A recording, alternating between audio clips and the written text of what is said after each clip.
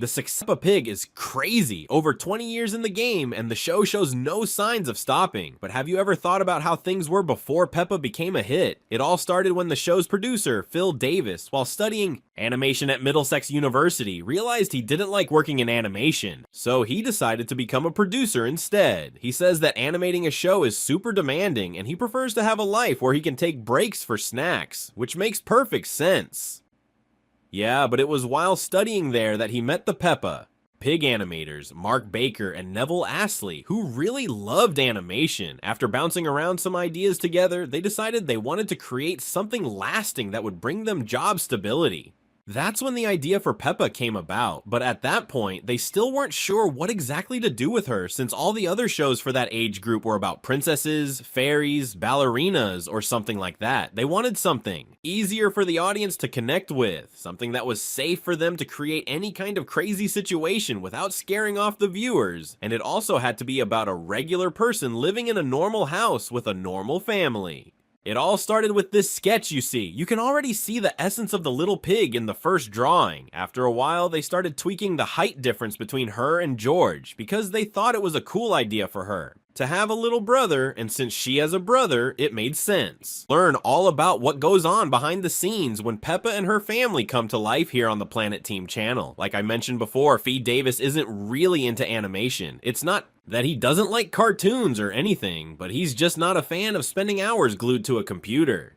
Moving each little arm around, animating characters expression by expression is a really detailed process that takes a lot of time and needs a ton of focus and patience. Something a lot of people struggle with, especially those who are more restless. That's why he took on the role of producer, because it's a way more active job with totally different responsibilities. The producer is the one who makes everything happen behind the scenes. They're the ones who go out and find the right people to voice the characters. He's the one who sets up an animation studio, hires writers and directors, and takes care of all the contract paperwork and other essential stuff to make sure everyone does a good job. Plus, he's the one managing the money, figuring out the budget for each season and each episode, and making sure everything is ready to send to the network on time to air on the right date. It's quite a job.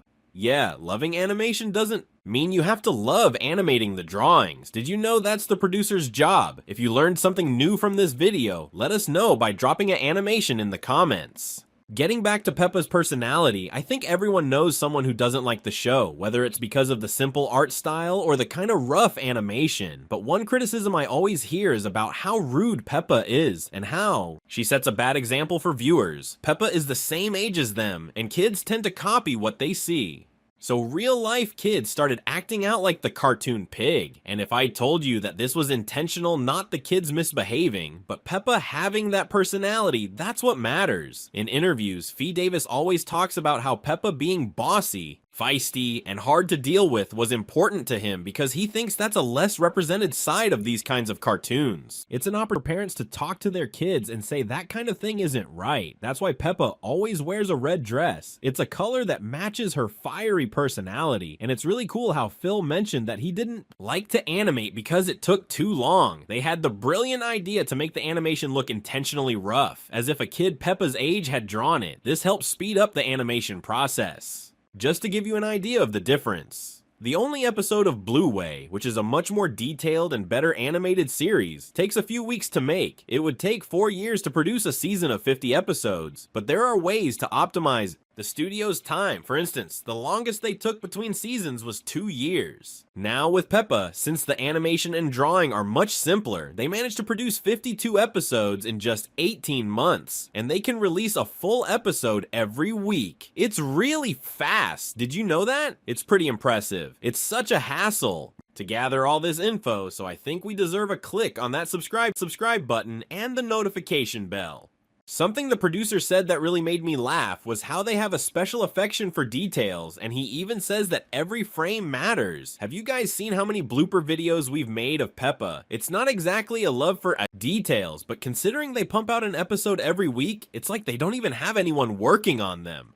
Quality control for watching the episodes after they're finished is key, or all those animation errors, characters teleporting, And showing up in random places, it's all intentional. Considering how they shaped Peppa's personality that way, it's not really surprising. Just like we talked about with Bluey, the same applies to Peppa. An artist is the sum of their experiences, so all the episode ideas and the overall tone of the series come from inspiration drawn from the world. Phil Davis shared in an interview with The Guardian that everyone involved in creating the show had a great childhood, coming from complete families and receiving a good education at their local schools. That background really helped them connect and work together.